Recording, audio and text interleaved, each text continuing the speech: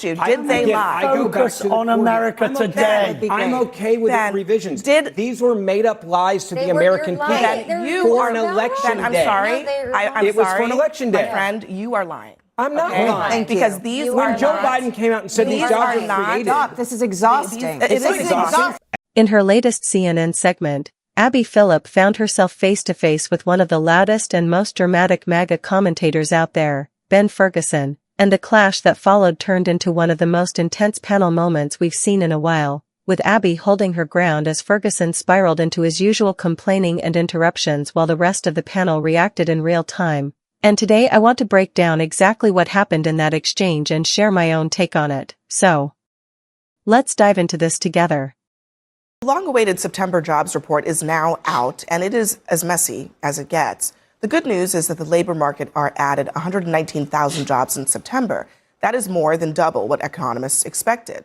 Here's the bad news. Unemployment rose 4.4%, and it is the highest level in nearly 4 years. And then there are the revisions, which paint an even darker picture. The data shows the U.S. economy actually shed jobs in August. On the heels of today's report, J.D. Vance, the vice president, seemed to acknowledge the pain that Americans are feeling, and he issued this plea. My message to the American people who are still feeling like things are unaffordable, who are still feeling like things are rough out there is look, we get it and we hear you. Even though we've made incredible progress, we understand that there's a lot more work to do. And the thing that I'd ask for the American people is a little bit of patience. This economy was not harmed in 10 months. Richard Quest is in our fifth seat. He's probably correct that not everything that we're seeing here is just the last 4 months in the making. However, I will say that Americans, when you look at the polling and they are asked, whether Trump's policies are helping them, most of them say that it has hurt them. Let's separate the politics from the economics, if that's possible at this table, but we'll have a good try at it. The economics are that the economy is actually not doing that badly at the moment. It could be doing better, and there could be greater strength, but some of the damage is as a result of tariffs, indecision, uncertainty, and all these various other policies. It's AI that's basically driven the market and is driving the economy, at least for the moment. The politics is much, but the economics are also complicated, because as you say with this jobs report, there's a good bit and a bad bit, but the trend is not good.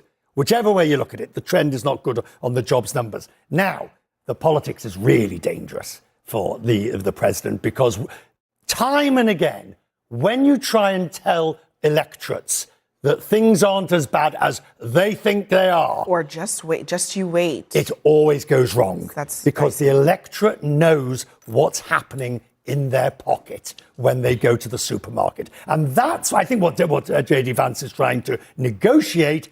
But when you have the president at McDonald's saying, everything's fine, there's no inflation. Do you know the other day I heard him say, and I mean, with all due respect, I heard him say, under Biden, we had the worst inflation ever. I don't care what definition you have. That was never the worst inflation under the last administration, period. It's a lie. It's not true. So when you get this dichotomy... When was it? Sorry? When was the worst then? Oh, because in my lifetime, it was Biden, by the numbers. No, 1920s. I wasn't alive in 1920s. No, neither was I, but 1920s. Okay, but so when the president said it, he's saying... Were you alive? No, sir. So he said the worst... Listening comprehension, people. The worst ever is not the worst in my lifetime. Okay, those are not the same thing. Let's not be silly. Right. And on that point, sir, I think when the president was talking, he's talking about people that are watching him in the moment. No, he's saying it's never been worse than it was when Joe Biden was president. With respect, sir, he's not. He's saying he's talking about the dead people. He's saying the worst ever. By the way, in the country's history, I think it's a stretch. Let me ask you then: were you alive in the 1970s? I was not. 1980s? 1981. A lot of people right when Jimmy Carter screwed everything up and Ronald Reagan helped us out. And we had higher inflation then than we had now. So the point I'm saying is, you can't play fast and loose with certain facts and expect the electorate to go along with you when they know it's not true. I agree. That's why they elected him, because the American people realized how bad it was when Joe Biden was president, and they realized that they were being lied to, for example, about the job numbers. I'm old enough to remember when they lied about 818,000 jobs in the jobs report. The job report number of the last quarter of last year, they had to refine them back. Hold on a second. About 1 million jobs they lied about. Hold on there. Let me just correct you. Please. Because, look first of all, forward to you are this. saying that the Biden administration lied about the jobs numbers. That is false. There are revisions that are, don't pull out your Google. No, There it's the are housebudget.gov that literally says you're wrong. Oh my God. Oh, please stop. 818,000 fewer jobs added than economy previously reported.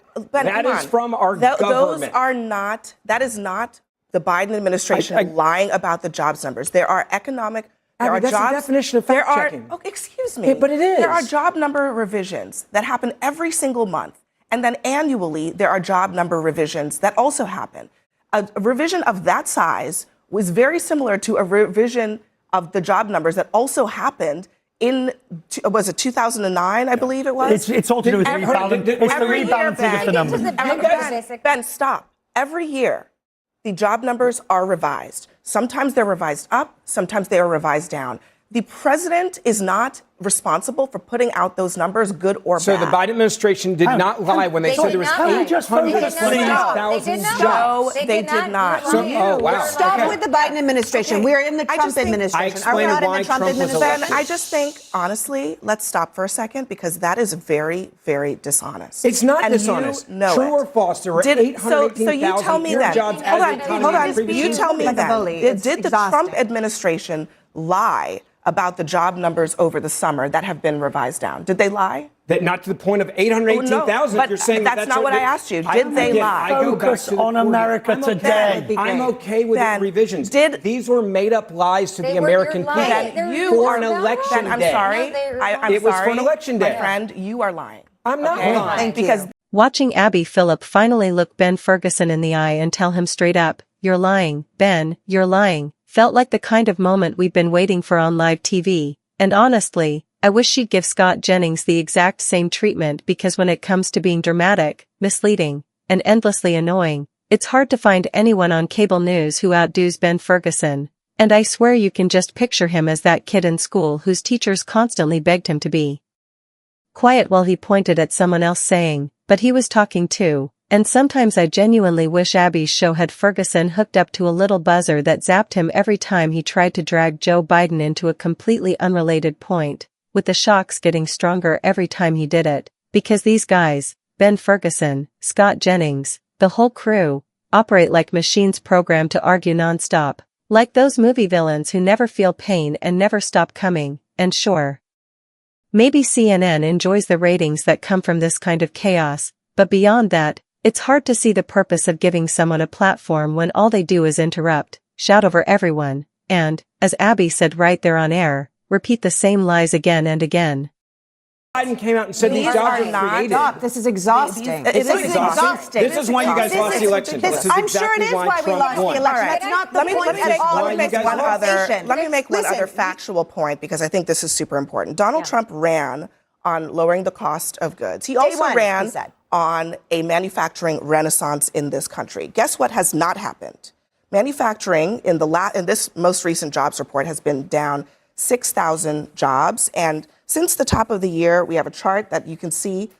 This is the trajectory. It was going up a little bit in January, and since then, it has been going down. If the president manages to get manufacturing of the right sort back, it will certainly be an absolute achievement. And credit to the administration for what they are doing in certain key areas. Where I find it fanciful to the point of ludicrous is when he says $17 trillion of new investment from since the administration came in January. You don't need to over-egg the pudding. Investment is coming into the United States. Yes, they are getting it In back. record numbers, yeah. They're getting it by bullying, by cajoling, by all sorts of ways. But it is coming, I'll grant you.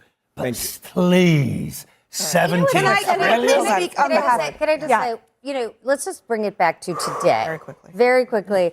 The president has the lowest approvals, actually lower than Joe Biden's economic approvals at the worst moments of Joe Biden's presidency. Donald Trump has a lower economic approval today. And don't ask me, ask Fox News. It's a Fox News poll that's showing low numbers for him, but it's not just Fox News. It's Marquette, it's Reuters, all the polls. Even Rasmussen is showing a big dip. And that is because the public is concerned about the president's policies that have raised their prices. But that's Tariffs. because U.S. We prices. have to take a quick break. We will resume this on the other side of it. We'll be right back. When you listen to the rest of the panel trying to talk through the chaos, you can barely catch what they're saying because everyone is talking over each other. And honestly, it's just exhausting to watch these Ben Ferguson-type figures show up night after night on Abby Phillip's show spreading half-truths, misinformation, and whatever random talking point they picked up that day, never offering anything factual, never staying on topic, just shouting over people and throwing out the same tired line of "yeah, but what about Biden?" which is exactly why meaningful conversation in this country feels impossible right now. And with Thanksgiving around the corner, I'm grateful that my family can actually sit down and have normal conversations without turning every small topic into a political meltdown. But I know a lot of people have their own version of a Ben Ferguson in their lives, the kind of person who, if you simply ask how the weather is, immediately launches into, well, what about Biden? What about Obama? What about the Democrats? And that's sadly what passes for political discourse at the moment, while Abby Phillip, who is thoughtful, smart, and genuinely tries to keep the discussion grounded in facts, gets interrupted nonstop by clowns like Ferguson who bulldoze over everyone with nonsense and endless whataboutism. And it's no surprise people say they've stopped watching CNN because they can't stand these loud, smug propagandists like Ben Ferguson and Scott Jennings showing up to hijack every conversation. So tell me what you think. Is Ben Ferguson the whiniest presence on TV, or is there someone even more unbearable out there? Because in my view, Jennings might be the camera-mugging know-it-all, but Ferguson takes the crown for pure crybaby energy, and I'd love to know who tops your list before I see you in the next video.